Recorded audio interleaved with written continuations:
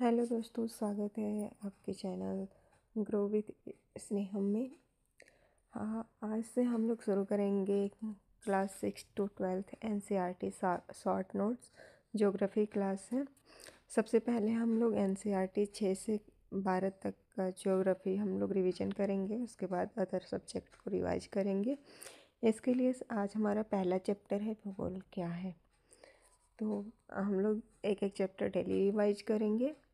तो भूगोल अर्थात जियोग्राफी शब्द ग्रीक भाषा के दो मूल जियो जिसका अर्थ है पृथ्वी ग्रा खोज वर्णन शब्दों से मिला है, जिसका सम्मिलित अर्थ हुआ पृथ्वी का वर्णन। भूगोल शब्द का सर्वप्रथम प्रयोग किस ग्रीक विद्वान ने किया था?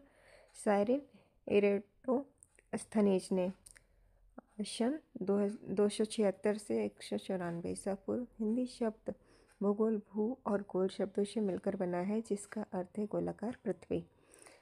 अगला क्वेश्चन है हमारा, भूगोल का जनक किसको कहा जाता है? तो साइरिन एरेटोस्थनीज को। कुछ लोग हिकैटियस को भूगोल का जनक बताते हैं। H.F. टॉजर ने भी हिकैटियस 500 ईसा पूर्व को भूगोल का पिता माना था। उन्होंने स्थल भाग को सागरों से घिरा हुआ बताया तथा महादेशों का ज्ञान कराया। एरेटोस्थनीज को सुप्रसिद्ध पुस्तक कौन सी है? ज्योग्राफी का। पृथ्वी को हमेशा मानव के आवास के रूप में देखा गया है और इस दृष्टि से भूगोलविद भूगोल को किस रूप में परिभाषित करते हैं? मानव के निवास के रूप में पृथ्वी का वर्णन। भूगोल प्रकृति तथा मानव की कई समग्र इकाई के रूप में अंतरक्रिया के अध्ययन से संबंधित है। भौतिक तथा मानवीय दोनों प्रकार के भौगोलिक तथ्य किस प्रकार के होते हैं? स्थैतिक नहीं अपितु गत्यात्मक होते हैं। इतिहास कालिक संश्लेषण का प्रयास करता है। भूगोल एक संश्लेषणात्मक विषय है जो किसका प्रयास करता है? क्षेत्रीय संश्लेषण का। किस तकनीकी ने यूरोपीय देशों को भारत सहित कई एशियाई एवं अफ्रीकी राष्ट्रों पर उपनिवेशीकरण करने में सहायता की, क्योंकि उन्हें समुद्र के माध्यम से गम्यता मिली? नौवहन तकनीकी। दोस्तों, नेविगेशन तकनीकी जो था वो यूरोपीय देशों को भारत सहित कई एशियाई एवं अफ्रीकी राष्ट्रों पर उपनिवेशीकरण करने में सहायता की। विषय वस्तुगत अथवा क्रमबद्ध भूगोल का उपागम सामान्य भूगोल का होता है। इस उपागम को किस जर्मन भूगोलवेत्ता द्वारा प्रवर्तित किया गया? अलेक्जेंडर वॉन हम्बोल्ट के द्वारा। नोट: धरातल पर स्थित विशिष्ट प्राकृतिक व मानवीय तथ्यों जो कि कुछ स्थानिक प्रतिरूप या संरचना बनाते हैं का अध्ययन क्रमबद्ध अध्ययन कहलाता है। साधारणतः क्रमबद्ध भूगोल को 4 शाखाओं में विभाजित किया जाता है: भौतिक भूगोल, जैव एवं पर्यावरण भूगोल, मानव भूगोल तथा भौगोलिक विधियाँ और तकनीकी।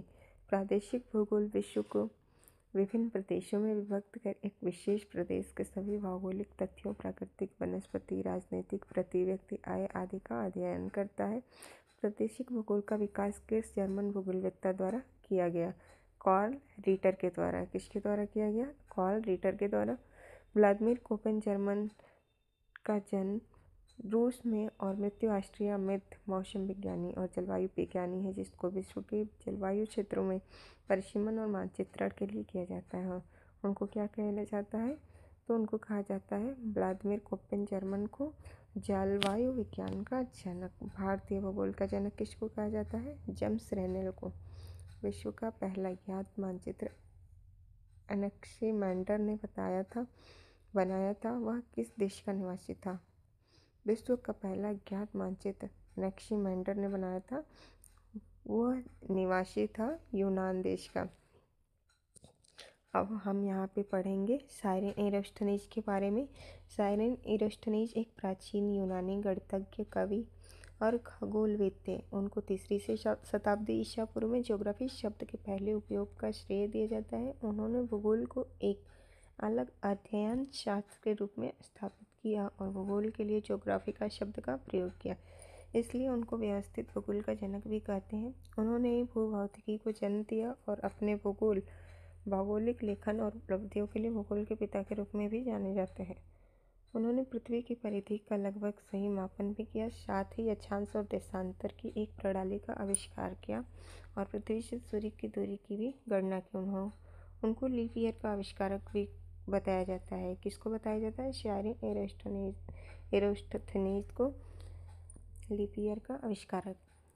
अब अगला हमारा इसी में दिया है, देखिए भौगोलिक सूचना तंत्र क्या है। भूगोल को प्रायः मानचित्र निर्माण और अध्ययन की कला के रूप में जाना जाता है। मानचित्र हमें रेखाचित्रों की अपेक्षा पृथ्वी के धरातल का अधिक सही व सुस्पष्ट चित्रण प्रस्तुत करते हैं। वर्तमान में मानचित्र की रचना भौगोलिक सूचना तंत्र जियोग्राफिक इंफॉर्मेशन सिस्टम के उपकरणों द्वारा उपग्रह छायाचित्रों के प्रयोग से किया जा सकता है। भौगोलिक सूचना तंत्र कंप्यूटर हार्डवेयर और सॉफ्टवेयर को भौगोलिक सूचना के साथ एकीकृत कर इनके लिए आंकड़े एकत्र, प्रबंधन, विश्लेषण, संरक्षण और निरूपण की व्यवस्था करता है। आजकल पृथ्वी को बेहतर ढंग से समझने के लिए खगोलविद्ता, अभियंता, पर्यावरण वैज्ञानिक, नगर योजनाकार, सामाजिक वैज्ञानिक तथा अन्य लोग भी भौगोलिक सूचना तंत्रों का प्रयोग कर रहे हैं।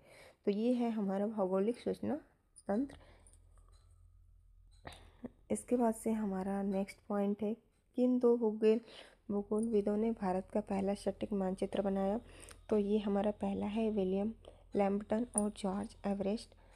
ब्रिटिश ऑर्डिनेंस सर्वेक्षण के आधार पर स्थापित भारतीय सर्वेक्षण विभाग के बाद भारत में मानचित्र निर्माण की प्रमुख संस्था कौन सी है। तो राष्ट्रीय एटलस एवं विषयक मानचित्रण संगठन।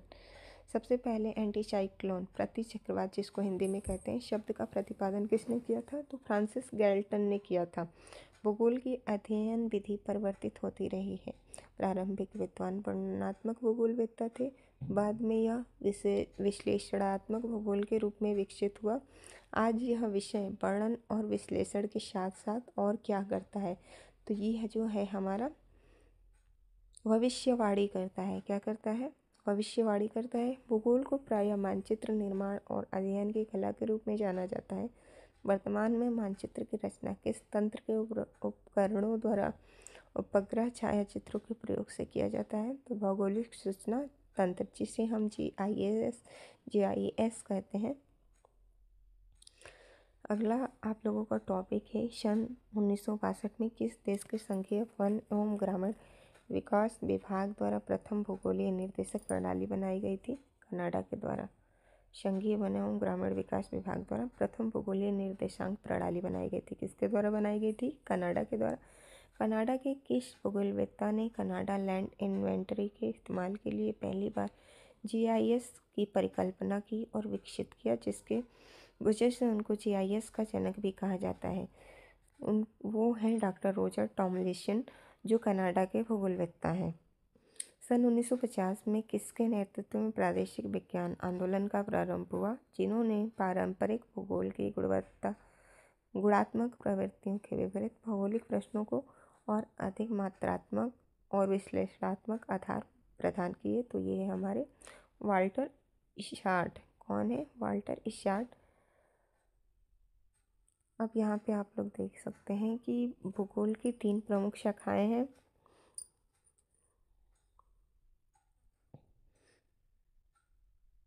पहला है भौतिक भूगोल। भौतिक भूगोल के अंतर्गत कई उपशाखाएं हैं, जैसे खगोलीय भूगोल, जलवायु विज्ञान, मृदा भूगोल, भू आकृति विज्ञान, समुद्र विज्ञान, जैव भूगोल।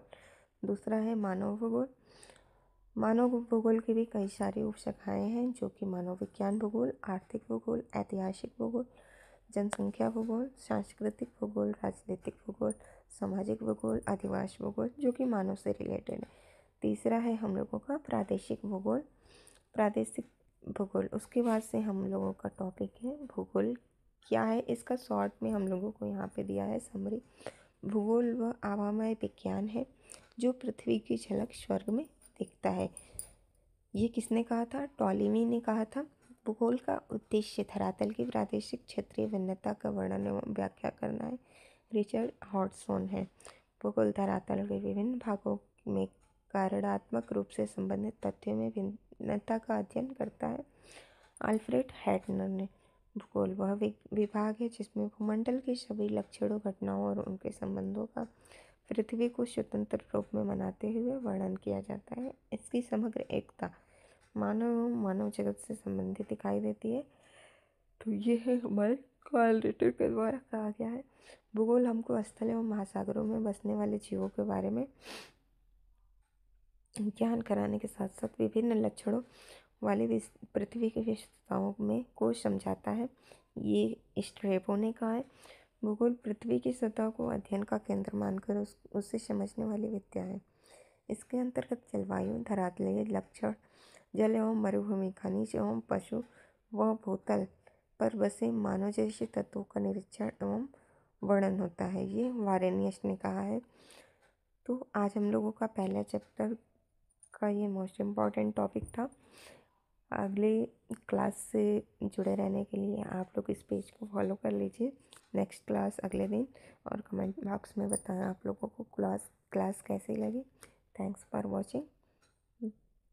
धन्यवाद।